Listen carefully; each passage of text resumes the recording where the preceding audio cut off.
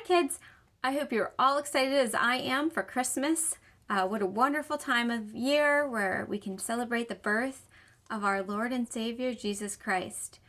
I want to read to you a story today. It is called The Greatest Gift. Christmas is a time of wonder, a time of miracles. It's a time to pause, reflect, and perhaps be swept away once again by the awe of a moment that changed the world forever. We all have heard many Christmas stories. Over the years, some are told from a historical perspective, others with flourish and flair. We invite you now to enter into a fanciful story that celebrates the true spirit of Christmas. Of course, the events in this story never happened quite like this, but if you allow the child in you to listen, a miracle could happen in your heart. And it will happen again and again each time you give and receive the greatest gift.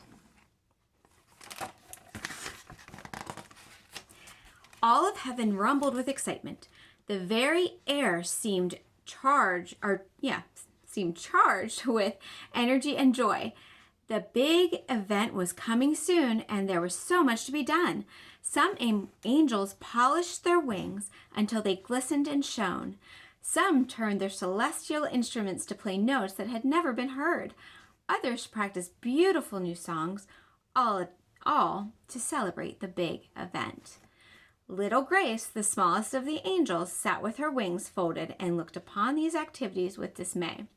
"I don't see why he has to go down there," she whispered to her angel friend Joy. "Oh, Grace," explained Joy, "it's all part of the Father's big plan. The Father dearly loves his people on earth, and it's the only way to save them."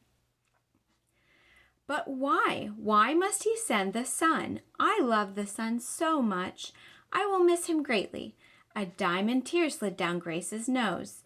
"I know, little one, but it will all be for the best. You'll see. The Son must deliver a special message from the Father. It will be a very happy day indeed."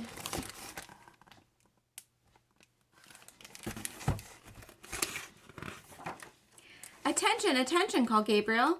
All the angels stopped their preparations and turned to listen, for they knew that Gabriel was a very important angel. "I need an angel to perform a very special mission," said Gabriel. "It has to do with the big event." The angels crowded around, eager to hear more. They chattered with excitement and began to ask questions. It seemed everyone wanted to volunteer, but Grace stood behind the other angels. All she could see were the backs of fluffy white angel wings. "Quiet, quiet," called Gabriel. "Let me explain. The Father needs one of you to volunteer to be a star." "A star," echoed Magna, a very handsome angel. "I would love to be a star." "Please," interrupted Gabriel, "let me explain all the facts before anyone volunteers. It is not an easy mission. The Father needs someone brave and strong to be his star. An ordinary star will never do. The Father wants an angel who will understand the mission." "Judah is very wise," said one angel. "He understands many things." Gabriel held up his hands. "Please listen. There is more. All volunteers need to know that whoever accepts the mission will no longer be an angel."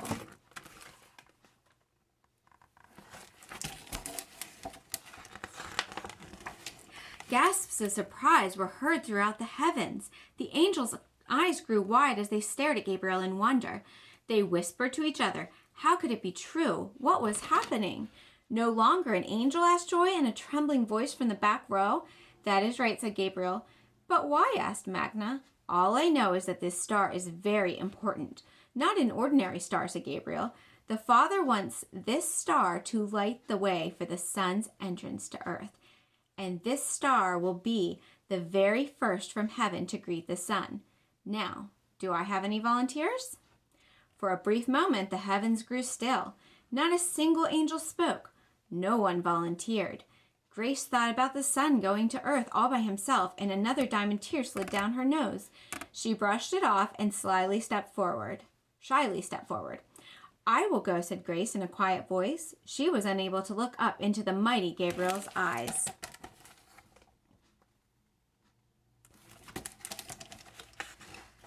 All the angels turned, and Grace stared down at her tiny feet. What if Gabriel thought she was too little?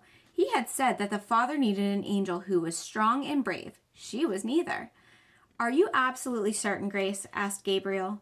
She looked up at him and nodded. Yes, I would like to be a star for the sun.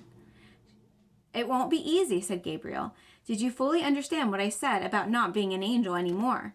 Grace nodded again and swallowed hard. Then so be it, said Gabriel, and he gave her a smile and warmed her heart. Come, and I will explain what you must do. Grace followed, trying not to hear the hushed voices of the angels behind her. Is Grace giving up being an angel? Does she know what she's getting into? God go with you, called Joy. Grace turned and waved. Gabriel instructed Grace about her mission. It was really quite simple. She was to fly down to a village called Bethlehem and position herself above an inn on the outskirts of town. Gabriel told her that when the time came, she would know what to do next. Remember, Grace, said Gabriel just as she was ready to leave, God is with you always, even until the end of time. Grace nodded. Thank you. I will remember. Goodbye, Gabriel. Then she turned her face toward Earth and began to fly. Grace had always enjoyed flying. She was a good flyer. Lighter than air and faster than light, her friend Joy had often complimented Grace on her flying skills. Soon she reached the place where heaven's light met earth's darkness, and the air became cold and sharp as a knife. The wind howled in the night, beating against her wings with fierce fury, but still she continued toward Earth. Clouds of blackness wrapped around her with icy fingers, but still she continued toward Earth. She had never felt so alone or so cold, but one special thought kept her warm. The sun was also coming to Earth, and she would be there to welcome him. Finally, just as Grace felt she couldn't travel another minute, she spotted the little town called Bethlehem. And just as Gabriel had described, there was the inn right on the edge of town. Grace sighed as she settled into place directly above the inn. She was weary and cold and slightly homesick. She had never been away from heaven before, but she waited in the sky, and when she saw the sun peak above the horizon, she felt a small surge of hope. But as the sun fully lit the sky, she saw how tattered her wings had become, and her gown was now torn and shabby. Worst of all, she didn't look anything like a star. How could this be? Had she made this long, hard journey only to be a scruffy little angel hanging in the sky? Several diamond tears slid down her nose, but she remained in place, waiting.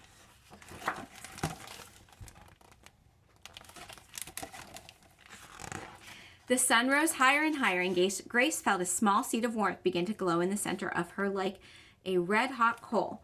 But it wasn't a bad feeling. After a while, it flowed from her chest and into her arms and her legs and her wings, until it finally exploded with little pops and tingles out of her fingers and toes and feather tips.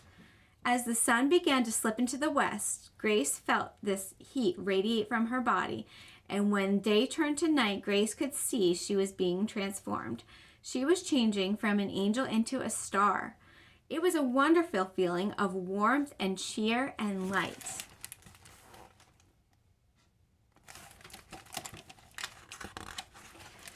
But as the sky grew darker, she looked about the heavens in dismay. There were millions and millions of other stars all around. Many of them seemed bigger and brighter than she. Had she forgotten something? Had she done something wrong? She liked being a star, but wasn't she supposed to be a very special star? The biggest and brightest star ever? Wasn't she supposed to show people on Earth that the sun had finally come?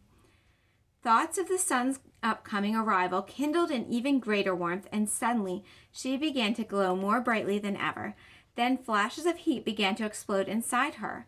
Before long, she had become the biggest, brightest star in the entire sky. The biggest and brightest star ever.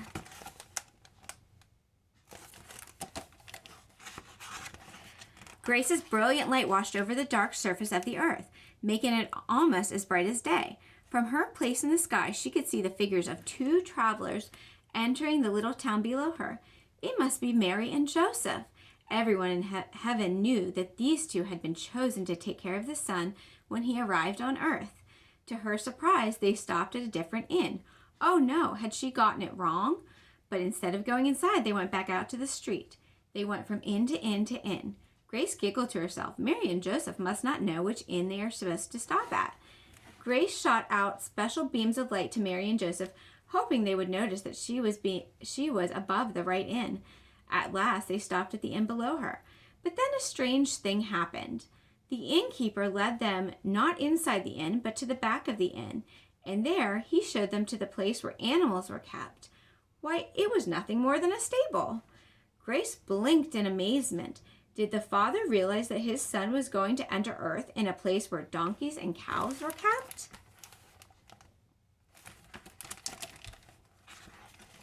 Grace knew that the big moment was coming. The sun would soon be here. She waited, shining brightly in the darkness. Then finally, in the middle of the night, the sounds of a crying baby drifted upward like sweet music, and Grace knew that it had happened. She looked down upon the little stable, and there he was. At long last, the sun had arrived. More bursts of heat exploded inside her. Pure beams of starlight poured down to the stable like water from a glittering fountain. Would the sun know that the star above him was really Grace, a gift sent from his father? Could he understand that this was heaven's way of welcoming him to earth? And did he know how much she loved him?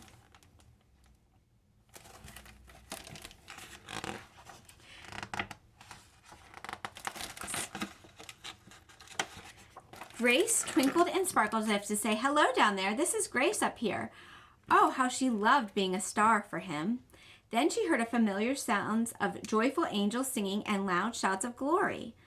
On the nearby hillside, she saw all the angels of heaven gathered in a huge celebration. The big event was happening all over now. She watched in delight as her friends announced the birth of the son to a group of shepherds on the hill.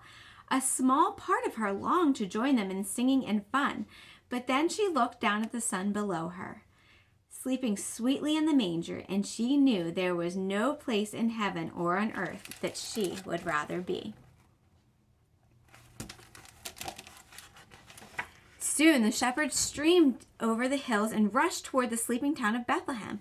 Grace stretched her bright rays as if to point to the stable and tell them, "See, here he is. Here is the Prince of Heaven." She watched happily as one by one the shepherds fell to their knees and worshipped the Son. Her heart filled with fresh fire as she saw them welcome him, and she burned more brightly than ever.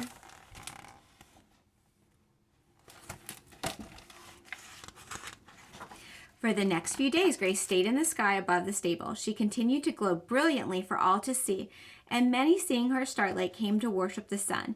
She worshipped him too. She watched as Mary and Joseph cared for him, still amazed that the Son of the Most High had come to earth as a helpless baby.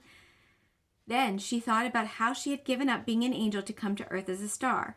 Still, being a star seemed much more glorious than being a baby.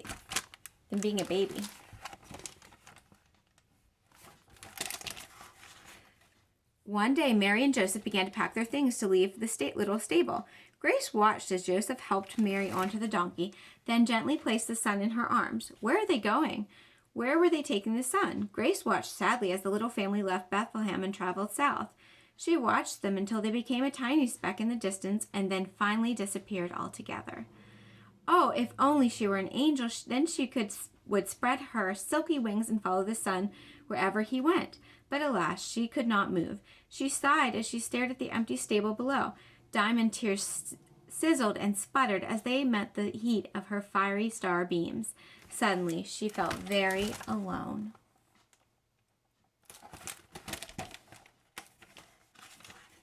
As the sun set, Grace realized that her own starlight was fading fast. Try as she might, she couldn't stir up a spark or a glimmer. And when the night came, she barely glowed at all. She grew colder by the minute and very, very lonely. The sun was gone now. Grace had no need to twinkle and blink, no need to try to make him smile. More than ever, she longed to return to heaven, to be an angel again, but she remembered what Gabriel had said. Once she became a star, she could no longer be an angel. What would become of her now? Suddenly, she felt herself begin to slip. She was falling from the sky. She had never felt like this before.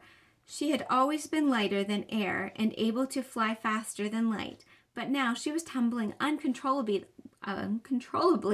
to earth. Falling was the most horrible thing, and she tried desperately to catch herself, but all she could manage was to make herself spin. Fortunately for the town below, her spinning propelled to her north of Bethlehem, but all the same she plummeted down, down, down, faster and faster.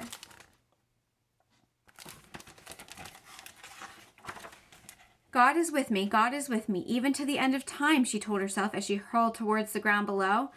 Finally, she landed with a mighty boom that shook the earth, and there she lay, unable to move. It was very dark and very cold and very, very lonely. When at last the sun came up, she could see that she had landed on a hillside, and she could see that she had what she had become. No longer an angel, no longer a star. Now Grace was simply a huge, ugly stone, the same color as the darkened sky just before dawn. And there she lay, day after day, week after week, month after month. Grace knew this must be what the Father wanted for her, and she tried to take pleasure in the birds and the trees around her, and the flowers that came in the spring. But it was a lonely life. She missed her angel friends, and she missed the freedom of flying. But more than anything, she missed the sun. Year followed year, and there she lay, cold and alone. Sometimes she wondered if the sun was still on earth, or had he finished his mission and returned to heaven. And sometimes she wondered if the Father had forgotten her altogether. One spring evening just before the sun went down, Grace heard strange voices. They sounded very sad. What could be wrong? Why were they crying? As they came closer, she could see they were carrying a man. She watched as they laid the man in a cave next to her. Then, to her surprise, they rolled her over to block the entrance, and then they left. She gazed at the person in the cave, and suddenly she knew. That was the sun lying there, and the sun was dead. But how could it be? Why would the Father allow this? In silent grief, she watched over him. A deep pain felt as though it would split her cold stone body into many, many pieces. But for his sake, she would hold on. She would watch over him forever. Strange men stood outside the cave. She did not know why. She did not even care. All she cared about was the sun. Then, on the morning of the third day, a startling thing happened. Grace heard joyful voices. To her amazement, her angel friends had come. Even her friend Joy was with them. At last, the Father has sent help. The next thing Grace knew, they were rolling away from the cave. They were rolling her away from the cave.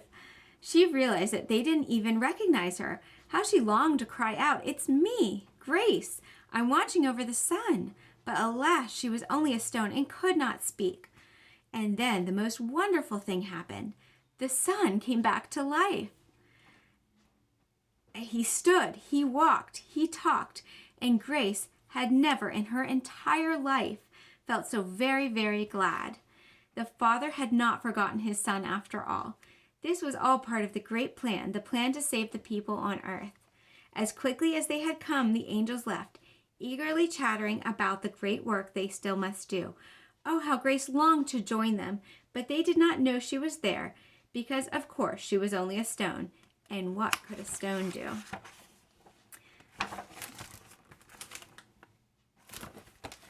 Suddenly, Grace felt a surge of warmth upon her cold stone surface. It was warmer than the summer sun, warmer than the golden streets of heaven. Even as a star, Grace had never felt such radiant warmth, and then she saw him standing before her in all his glory. "Arise, little one," he said in a gentle voice. "You did not think I would leave you behind."